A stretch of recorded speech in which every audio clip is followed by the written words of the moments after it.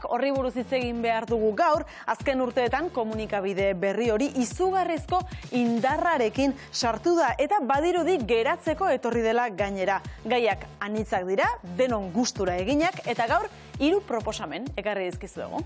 Goazen lehenbizikoarekin, Oier kazetaria da eta Ulua Mediako kidea da. Podcasten munduan ongi ezagutzen du, ezagunak dira, beraiek egindako piezak, eta gaur egun Hamaiketakoa podcasta du eskuartean. Elkarrezketa Hamaiketako baten inguruan egiten dutelako dauka izen hori. Gurekin da, Oier Arantzabal. Kaixo, Oier, arratsaldeon. Arratsaldeon. Ongi etorri. Aipatu dugu, Hamaiketakoa podcasta, nola egiten duzun, hori dela orain eskuartean daukazun gauzetako bat. Kontatuko diguzu gutxi gora bera, zer den Hamaiketakoa nola antolatzen duzun hori? Bai, bueno, Hamaiketakoa da. Ulu Median sortu dugu edabide bat, Ulua izena duna, baina etorren gehienan ona Ixaren bueltan, bere garaian. Eta, bueno, Uluaren baitan Hamaiketakoa sortu dugu. Zergatik, ja, astero Hamaiketako bat antolatzen dugulako lankidoen artean, eta esan nuen zergatik ez eman honi podcast forma. Eta hortik, oso modu organikoan. Entzun eta ikusi egin daiteke, ez da? Bai, bueno, entzun egin behar da, baina lehenengo minututxoa grabatu iten dugu bideoan promozio gixara. Eta nahiko, bueno, ja, bihurtu dugu iaia meme bat, ez? Beti gauza antzerakoak egite dituzte gonbidatuek.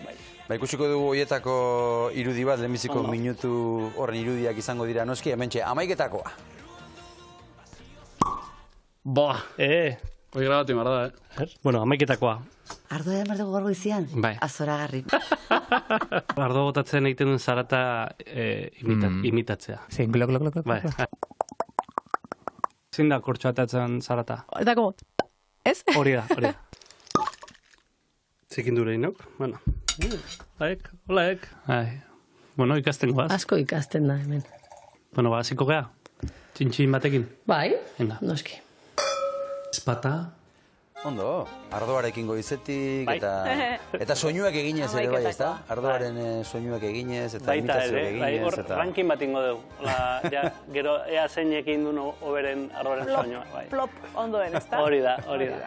Badaukazue informazioa, podcastak daukan abantail bat da, zuk aukeratzen duzula noiz ikusi, noiz entzun, esan nahi dut, ez? Hori da. Aldeiz irratian, nahieran aukeratu dezakezu. Badakizue zuen bezeroek edo entzuleek zer egiten duten zuen podcasta entzuten duten bitartean. Daukazute informazioa sukaldean, kirola egiten, edo ez dakit, edo plantxan ari dirala. Informazioa, berez, datuak ez dauzkagu, baina bai zenbait podcastetan entzule batzuk pilatu ditugu eta idazten digute, ez? Eta hori da politena, ez? Idatzi edo kalean topatu eta esan nahizu, entzuten dut podcast hau eta korrika joaten nahi zenean, edo sukaldatzen nagoenean, bueno, esaten dizkigute olako anekdota, baina daturik ez daukagu. Datuak ez, baina bentsat informazioaren bat, hori da bentaja.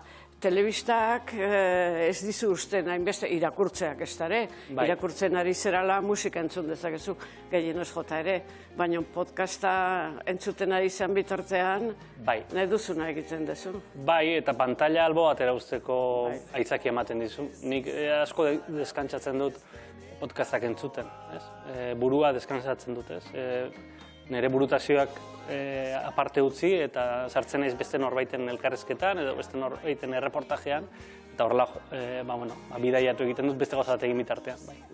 Zetoki dauka janari zein edariak formatu honetan edo zuen podcastean, ze berezitasun ematen dio horrek podcastari gainera, oso okerrez bat nago bertako produktuen aldeko joera duzu, ez da?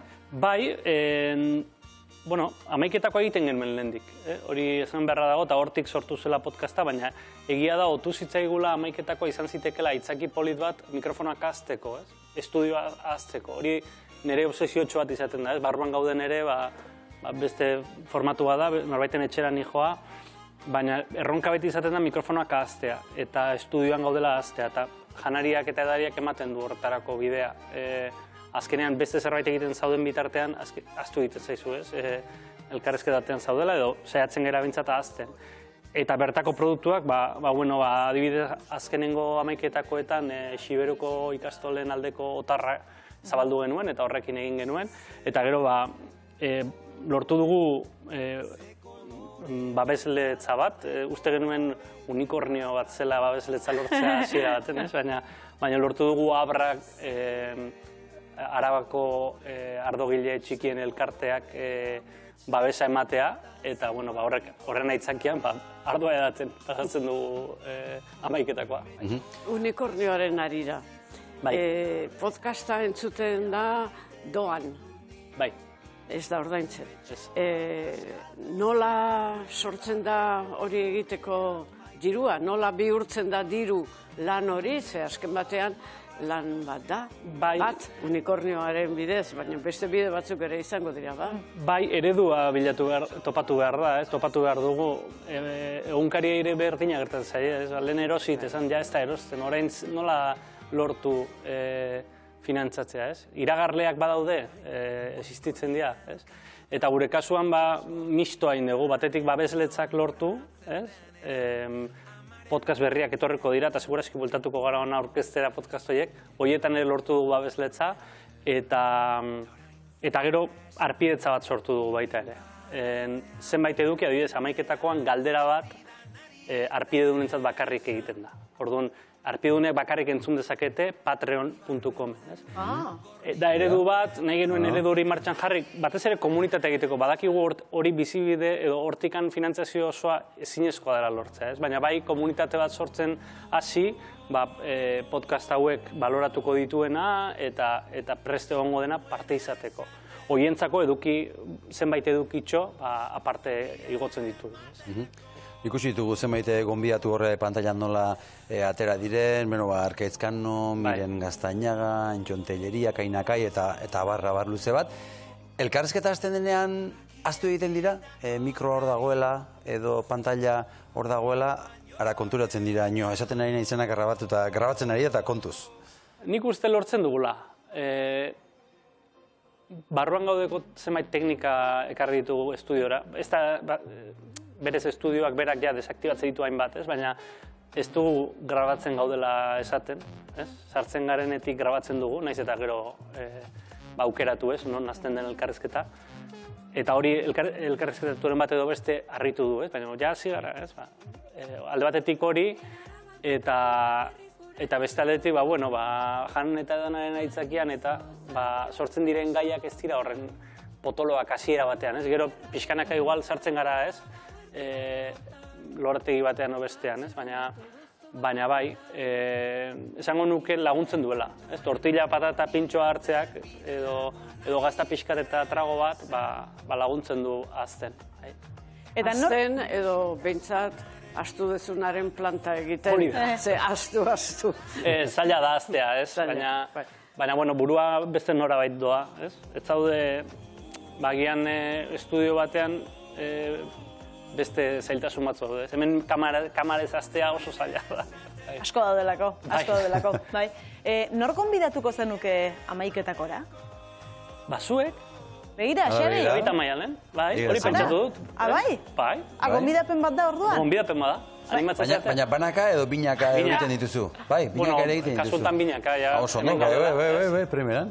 Oso ongi. Oso ongi, bai. Zerratik ez? Bai, ados. Gure barruan gaude. Hori da. Oso ongi.